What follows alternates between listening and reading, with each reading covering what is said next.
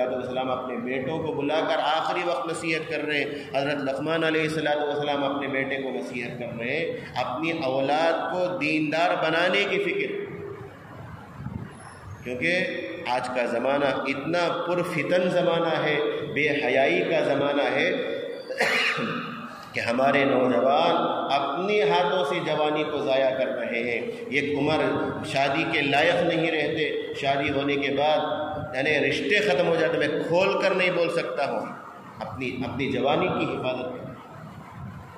اللہ کے نبی صلی اللہ علیہ وسلم نے والحافظین فروجہم، بار بار اللہ نے قرآن کے اندر ذکر کیا، ایمان والوں کی خوبیوں کو اللہ نے ذکر کیا، اپنے شرمگاہوں کی حفاظت کرنے والے، والذاکرین اللہ کثیرا والذاکرات، اللہ کا بہت زیادہ ذکر کرنے والے حضرت ابراہیم علیہ السلام۔ یہ پوری خوبیاں حضرت ابراہیم علیہ السلام کے اندر تھی۔ ویسے ایک حدیث کے اندر اللہ کے نبی صلی اللہ علیہ وسلم فرمایا 10 خصلتیں 10 عادتیں حضرت ابراہیم علیہ السلام کے اندر تھی۔ چہرے سے 5 عادتیں چہرے سے متعلق ہیں، مطلب چہرے سے جڑی ہوئی ہیں، اور 5 کا تعلق دوسرے بدن کے دوسرے حصے سے، یعنی مونچھ قطر والا، یہ حضرت ابراہیم علیہ السلام کی سنت، عادت، خصلت تھی۔ اس کو پورا کرنے والے، کلی کرنا، ناک میں پانی لینا، مسواک کرنا، اور سر کے بیچ میں مانگ نکالنا، یہ 5 عادتیں حضرت ابراہیم علیہ السلام کے اندر تھی۔ اللہ نے ان عادتوں کو امت محمدیہ کے لیے بھی ایسے ہی برقرار رکھا۔ کلی کرنا، ناک میں پانی لینا، مسواک کرنا اور مونچھ کتروانا۔ ہمیں کیا کرتے ہیں؟ اچھا ذرا بڑے رہتے بھائی، تبھی تو مرد بنا کے جیسا دکھیں گا، تبھی تو یہ مرد بنا، داڑھی منڈا تو بھی چلتا ہوں، عورت تو بھی بن جاتے، فرق پڑتا نہیں، لیکن اچھا رہنا، اچھا تبھی تو نہیں مرد بنا۔ کیا با پورا صاف کر دلیا ہے نا، ایسا کرتے ہیں۔ یہ نبیوں کی سنت 5، اور 5 ناخن تراشنا۔ اب اس کا طریقہ کیا ہے، انشاءاللہ کبھی موقع ہوگا تو بتایا جائے گا۔ ناخن تراشنا، بغل کے بال اکھیڑنا، ہمیں کیا کرتے اس طرح سے صاف کرتے، یہ بلیڈ سے صاف کرتے، کیسا حضرت ہو سکتا؟ بغل کے بال کو اکھاڑنا کر بولے تو کیسا ہو سکتا؟ ہاں، کتنی تکلیف ہوں گی۔ وہ کیا کر بولے، ہمیں عادت پہلے سے ایسے بنا لیے، ہمیں کیا کر لیے، بغل کے بال کو صاف کر کے وہ حصہ اتنا سخت ہو گیا، اب آپ بال کو اکھاڑنا چاہے تو بھی تکلیف ہوتی ہے، ورنہ وہ حصہ بہت نرم ہوتا ہے۔ آدمی اگر چاہے تو شروع ہی سے اگر بالوں کو اکھاڑنا چاہے تو آسانی سے اکھڑ دیتے بال، تکلیف کیا بھی زیادہ ہوتی نہیں۔ اللہ کے نبی صلی اللہ علیہ وسلم نے حدیث کے اندر بغل کے بال کو جو صاف کرنے کا جو حکم دیا ہے، وہاں حدیث کے اندر نتف الابط کا لفظ آیا ہے۔ نتف کے معنی آتے ہی ہیں اکھیڑنا۔ یہ اب ہمیں کیا کرنا، بہرحال یہ بغل کے بال کو صاف کرنا، ویسے ہی جو شرمگاہ کے اوپر اطراف و اکناف میں جو بال رہتے ہیں، ہفتے میں 1 مرتبہ، یعنی تو 15 دن میں 1 مرتبہ، زیادہ سے زیادہ اس کی جو مقدار ہے اگر چھوڑ کر رکھ سکتے ہیں تو 40 دن تک اجازت ہے، اس سے زیادہ چھوڑے رکھنے کی اجازت نہیں ہے۔ یہی حکم مردوں کے لیے بھی ہے، یہی حکم عورتوں کے لیے بھی ہے، سب کے لیے بھی ہے حکم۔ یہ سب باقی صفائی اسلامی تعلیمات میں سے ہے۔ ہم نہ کہتے کہ شرم آتا، اب یہ چیزیں ہمیں بولیں گے تو کون بولیں گے، یہ چیزیں ہمیں بولیں گے تو کون بولیں گے، باقی صفائی ہے۔ ہمیں کیا سمجھتے، یہ سب چھوڑو رکھ کیا ہے ہوتا ہے، اس سے کئی ساری بیماریاں ختم ہو جاتی ہیں، کئی ساری سنت کے اوپر عمل کرنے سے کئی ساری بیماریاں ختم ہو جاتی ہیں۔ تو ناخن تراشنا، بغل کے بال کو کھیڑنا، اور شرمگاہ کے اطراف و اکناف میں جو بال، ناف کے نیچے سے جو حصہ شروع ہوتا ہے وہاں سے بال کو صاف کرنا، جہاں تک آپ کا ہاتھ جا سکتا ہے، جہاں تک بال صاف کر سکتے ہیں، ہفتے میں 1 مرتبہ، یعنی تو 15 دن میں 1 مرتبہ، یا زیادہ سے زیادہ اس کی مقدار۔ ایسا تو نہیں ہے کہ 40 دن سے زیادہ ہو گئے تو نمازاں قبول ہوتے نہیں، ایسا تو نہیں ہے، لیکن کراہت سے خالی نہیں ہے، لیکن اچھی بات نہیں ہے۔ ایک ایمان والے کی شان یہ نہیں ہے کہ وہ ایسے ہی بالوں کو چھوڑے رکھے، ایسے ہی بالوں کو چھوڑے رکھے۔ اور اسی طرح ختنہ کرنا، یہ بھی حضرت ابراہیم علیہ السلام کی سنت ہے. 4 چیزیں. اور 5ویں چیز پاخانہ جا کر آنے کے بعد پانی سے گندگی کو ناپاکی کو دور کرنا، یہ بھی فطرت میں سے عادت میں سے ہے. ہمیں کیا کرتے ہیں، غیروں کی تہذیب ہم نے اچھی نہ باقی صفائی، یعنی اللہ تبارک و تعالیٰ پانی دیے ہیں تو گندگی کو صاف کر دو. ہمیں اتنا ٹائٹ پینٹ جینس پینٹ پہن لیتے، کھڑکوچ مودتے، کھڑکوچ کیا کرتے مونچھ پانی نہیں سو جا کر لوگ گشت میں جا کے بلائے نہیں تو کہتے بھی دعوت دیے تو کیا بولتے ہیں پاک نہیں، پاک نہیں. آرام سے بہت بڑا ہتھیار ہمارے پاس رہتا ہے، کیا معلوم کیا بولے تو بھی یہ جماعت والے چھوڑتے نہیں. اب مسجد کو آناچ نہیں کر بولے تو اس کے وجہ سے بہترین بم کیا معلوم کیا ہے، سو کیا بہترین پاک نہیں. تو ان کو بلانا ہے، ہمیں پاک کرتے تم نہ کر بولے بہت کرنا تھا، دوسرا کیا بھی نہیں. کیا بھئی ان کے اوپر نہانا تو فرض ہوتا تھا نہیں، پیشاب اگر کہیں تو بھی لگ گیا کر بولے تو کون سے بدن کے حصے میں لگا کہ وہاں تک ہو کر دوسرا کپڑا پہن لیتا اور ٹچ ہو جاتا، اس کی وجہ سے نہانا فرض کب ہوتا وہ الگ مسئلہ.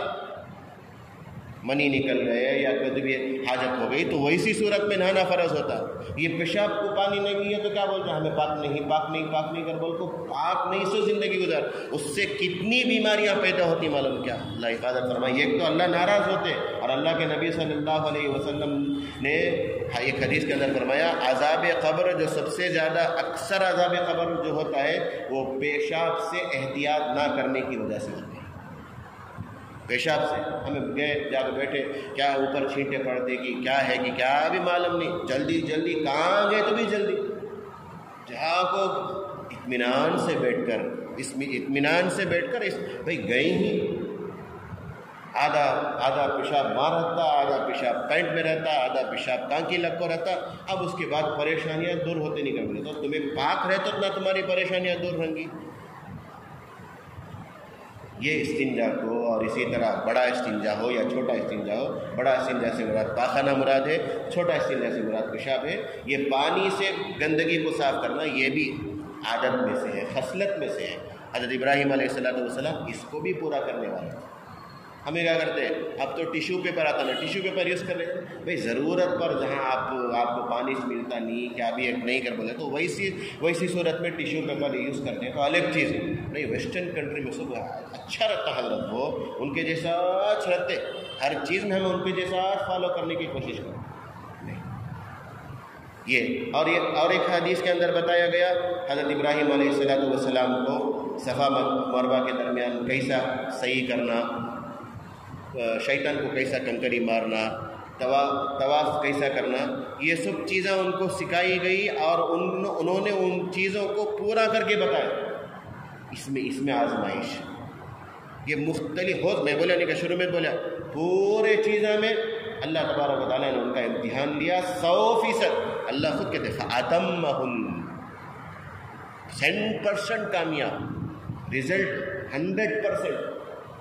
اس کا انعام کیا اللہ دے رکھی، انی جاعلک للناس اماما، میں آپ کو لوگوں کا مقتدا، لوگ آپ کے پیچھے چلیں گے، آپ کو مان کر چلیں گے، آپ جیسے بولتے اسی کے مطابق زندگی گزاریں گے. تو حضرت ابراہیم علیہ السلام اس وقت اپنے خاندان کو، اپنی نسل کو بھی یاد کریں. یہ جو پیشوائی ہے یا مقتدا ہے یا امامت ہے یہ صرف میرے تک رنگا کی نے، میرے بعد میرے خاندان میں بھی یہ سلسلہ، میری نسل میں، میری اولاد میں بھی یہ سلسلہ رہے گا. کیا بولے تو اللہ تبارک و تعالیٰ یہ کچھ ایک جواب دیا. اللہ تبارک و تعالیٰ بہترین جواب اللہ کیا دیے، دیکھو یہ سلسلہ باقی رہنا کر بولے تو میں کیسا بولتا کہ ویسا زندگی گزارنا، میں آخری نبی کے اوپر ایمان لاؤ کر بولے تو ان کے اوپر ایمان لے کر آنا. لیکن یہ یہودیاں آخری نبی کے اوپر ایمان نہیں لائے، عیسائیاں اللہ کے نبی صلی اللہ علیہ وسلم کے اوپر ایمان نہیں لائے، مشرکین کافر اللہ کے نبی صلی اللہ علیہ وسلم کے اوپر ایمان نہیں لائے. کیا بولے نہیں، ہمیں ہمارے باپ دادا کون سے دین کے اوپر تھے کہ ہمیں ملت ابراہیمی کو فالو کرنے والے، ان کے مذہب پر اس عمل کرنے والے. بھائی حضرت ابراہیم علیہ السلام کے مذہب پر عمل کرنے والا اسی وقت ہو سکتا ہے جب اللہ کے نبی صلی اللہ علیہ وسلم کے بتائے ہوئے طریقے پر چلے گا. کیونکہ اللہ تبارک و تعالیٰ اسی وقت تمام نبیوں سے وعدہ لے لیا تھا کہ آخر میں جو نبی آئیں گے ان نبی کے اوپر آپ لوگ ایمان بھی لائیں گے، لَتُؤْمِنُنَّ بِهِ وَلَتَنْصُرُنَّ، ان کے اوپر ایمان بھی لائیں گے اور ان کی مدد بھی کریں گے، ان کی مدد بھی کریں گے۔ یہ تمام نبیوں سے اللہ تبارک و تعالیٰ نے وعدہ لیا تھا۔ اسی لیے تو حضرت عیسیٰ علیہ السلام نے بتایا اپنی قوم کو، اپنی امت کو، کہ آخر میں ایک نبی آئیں گے، ان کا نام احمد ہوگا۔ تو اب ان میں کیا کرے؟ نہیں ہمارے خاندان میں نبیاں تھے، سو یہ حضرت ابراہیم علیہ السلام کے دوسرے بیٹے حضرت اسماعیل علیہ السلام کے خاندان سے آئی ہیں، اللہ کے نبی صلی اللہ علیہ وسلم ہمیں ماننے کی اجازت دیا۔ اللہ بول دیے اگر ایسا رہا تو یہ امامت، یہ پیشوائی، یہ مقتدا، یہ اقتدا سب آپ کے خاندان میں سب نہیں چلے گا۔ اس سے کیا معلوم ہوا؟ ہمارا خاندان بزرگ خاندان، ہمارا خاندان ولیوں کا خاندان، میں نظام الدین اولیاء رحمۃ اللہ علیہ کے خاندان سے میرا تعلق ہے، معین الدین چشتی رحمۃ اللہ علیہ کے خاندان سے ہوں، میں صابر کلیری رحمۃ اللہ علیہ، خواجہ قطب الدین بختیار کاکی، سب خاندان سے۔ اس لیے اللہ کے نبی صلی اللہ علیہ وسلم فرمایا من بطأ به عمله لم يسرع به نسبه، جس کو اس کا عمل پیچھے کر دے، جس کو اس کا عمل پیچھے کر دے، اس کا خاندان اس کو آگے نہیں لے جا سکتا۔ ہمارے بابا امام خاندان سے تھے، بھائی ہمارے بابا دادا سب تھے، سب انہوں تھے، تمہیں کیا ہی؟ انہوں رب کو چلے گئے، انہوں کما کو چلے گئے، تمہیں کیا ہی؟ تمہیں اس چیز میں باقی ہی کیا؟ وہ چیز ہے کہ تمہارے خالی امامت کے خاندان، امام خاندان سے رہنے سے پورا ہو جائے گا کیا؟ اللہ کے نبی صلی اللہ علیہ وسلم حضرت فاطمہ رضی اللہ تعالی عنہا کو اور حضرت عائشہ رضی اللہ عنہا کہہ رہے ہیں تمہیں یہ سوچو نہ کو کہ نبی کی بیوی ہے، نبی کی بیٹی ہے، میں تمہیں بچا لوں گا کر بول کر، ہاں تمہارا عمل اس تم نہ کام آئے گا، میں کچھ بھی نہیں کر سکتا وہاں پر۔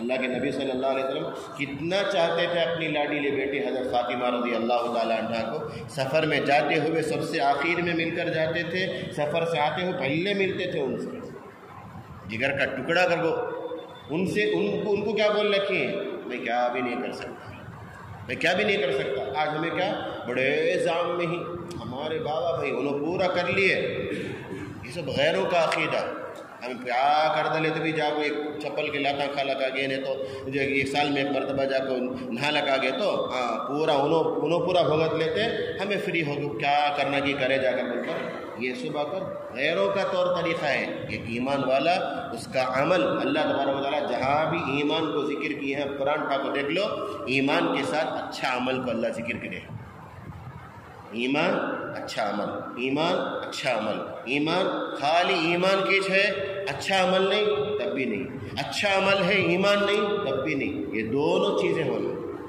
ایمان بھی رہنا، اچھے اعمال بھی رہنا، ایمان بھی رہنا، اچھے عمل۔ ہاں انسان ہونے کے ناطے کبھی کمی زیادتی ہو گئی، غلطی ہو گئی، گناہ ہو گیا، فوراً توبہ کر لے، اللہ بڑے معاف کرنے والے ہیں، اللہ بڑے معاف کرنے والے ہیں۔ توبے کا دروازہ اس وقت تک کھلا ہوا ہے جب تک مغرب سے سورج نہ نکل جائے، مشرق سے نکل کو مغرب میں جا کے ڈوب جاتا نہیں کا سورج، پھر مغرب سے نکلتا نہ نکلتے ہی وہ لوگ اس وقت لوگ دیکھو اے اللہ ہمیں آپ کو رب مانتے، اے اللہ ہمیں توبہ کرتے، اللہ ہم معاف کر دل کر بولے تو اس وقت توبے کا دروازہ بند، اس وقت ایمان لانے کا دروازہ بند، کیونکہ اس وقت کیا دیکھو تو ہمیں دیکھ کر ایمان لانے کا اعتبار نہیں، بلکہ بن دیکھی چیزوں کے اوپر ایمان لانے والے ایمان والے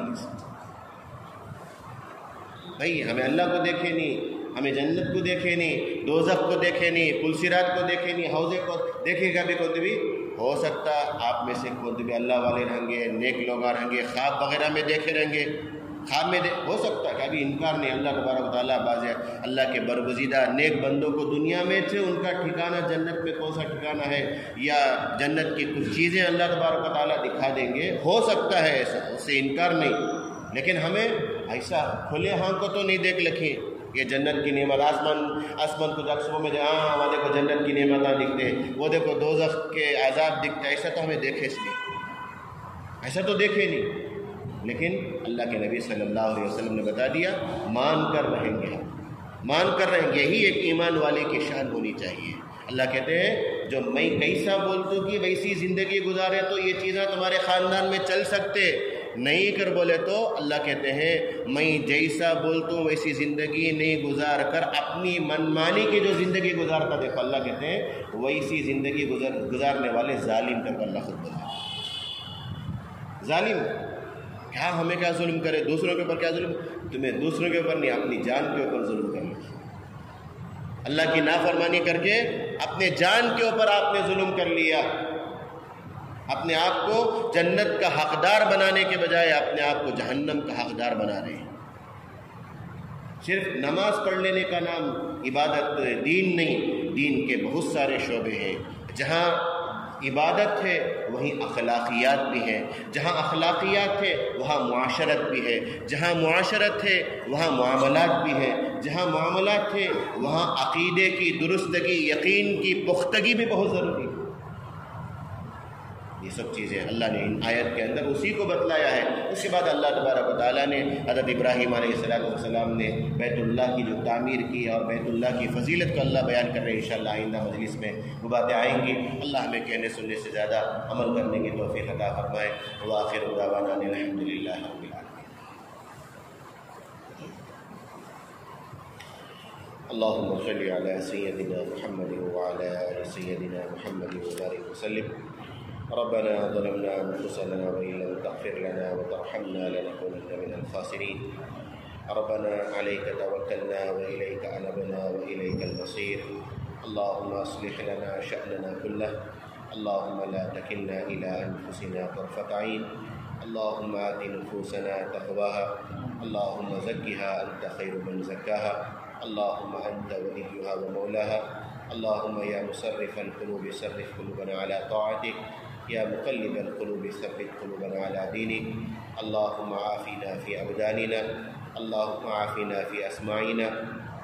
اللهم عافنا في أبصارنا. لا إله إلا أنت. اللهم إنا نعوذ بك من البرص والجنون والجذام ومن سيئ الأسقام. رب اغفر وارحم وأنت خير الراحمين.